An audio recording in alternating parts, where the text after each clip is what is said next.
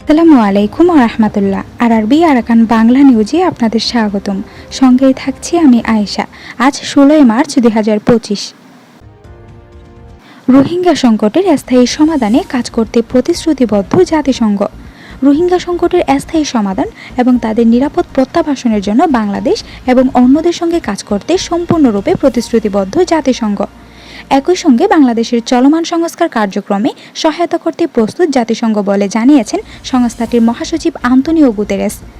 শনিবার 15 মার্চ ঢাকায় একটি হোটেলে পররাষ্ট্র উপদেষ্টা মোহাম্মদ তৌহিদ হোসেন ও সফররত জাতিসংঘ মহাসচিব এক সংবাদ সম্মেলন করেন। মহাসচিব রোহিঙ্গা সমস্যার বিষয়ে বলেন, আমরা জানি যে সেখানে মিয়ানমার পরিস্থিতির অবনতি ক্রমশ বাড়ছে।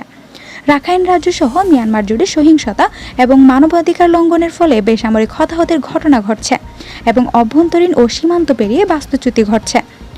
আমি মিয়ানমারের সব পক্ষকে সর্বোচ্চ সংযম প্রদর্শন, আন্তর্জাতিক মানবিক আইন অনুসারে বেসামরিক নাগরিকদের সুরক্ষাকে অগ্রাধিকার দেওয়ার এবং সাম্প্রদায়িক উত্তেজনা ও সহিংসতার আরও উস্কানি রোধ করার আহ্বান জানাচ্ছি।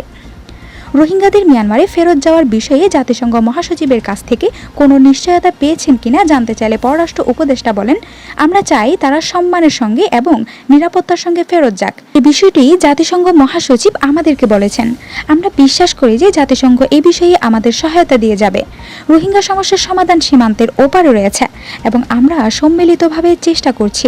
মিয়ানমার কর্তৃপক্ষ, আমি এখানে রোহিঙ্গা কর্তৃপক্ষ বলছি না, কারণ আমরা জানি রাখাইনে নতুন শক্তির উদয় হয়েছে। আমরা চাপ তৈরি করতে চাচ্ছি যাতে করে রোহিঙ্গারা তাদের নিজ দেশে ফেরত যেতে পারে।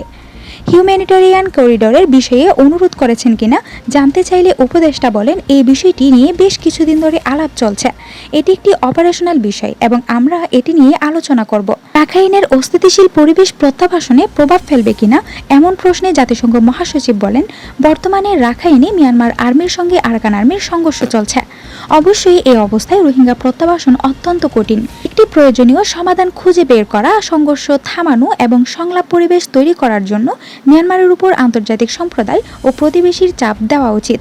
এর মাধ্যমে রোহিঙ্গা প্রত্যাবাসনের সহায়ক পরিবেশ তৈরি হবে। আরাকান আর্মির সঙ্গে যোগাযোগের বিষয়ে জানতে চাইলে মহাসচিব বলেন, আমরা জানি যে আগে রোহিঙ্গাদের সঙ্গে আরাকানিদের সম্পর্ক তেমন ভালো ছিল না। এজন্য রোহিঙ্গাদের বিষয়ে আরাকান আর্মির সঙ্গে যোগাযোগ করাটা অত্যন্ত জরুরি। মিয়ানমারের উপর নিষেধাজ্ঞা দেওয়ার বিষয়ে জানতে চাইলে তিনি বলেন, এটি একটি সম্ভাব্য ইনস্ট্রুমেন্ট, কিন্তু এটি বলা মুশকিল কারণ নিরাপত্তা পরিষদের অনুমোদন লাগবে এই ক্ষেত্রে। মহাসচিব বলেন, আমি আন্তর্জাতিক সম্প্রদায়কে আরও বেশি দায়িত্ব নেওয়ার এবং শরণার্থী ও তাদের আশ্রয়দাতা সম্প্রদায় উভয়ের জন্য প্রয়োজনীয় আর্থিক ও রাজনৈতিক সহায়তা প্রদানের জন্য অনুরোধ করে যাব। আমরা একটি গভীর মানবিক সংকটের দ্বার প্রান্তে। আর্থিক সহায়তায় ঘোষিত কাটছাঁটের ফলে 2024 সালে মানবিক সাহায্যের জন্য বরাদ্দ সম্পদের মাত্র 40%। 2025 সালে আমাদের হাতে থাকার নাটকীয় ঝুঁকি রয়েছে। এর ভয়াবহ পরিণতি হবে, যার শুরু হবে খাদ্য রেশনের তীব্র হ্রাস দিয়ে বলে তিনি জানান।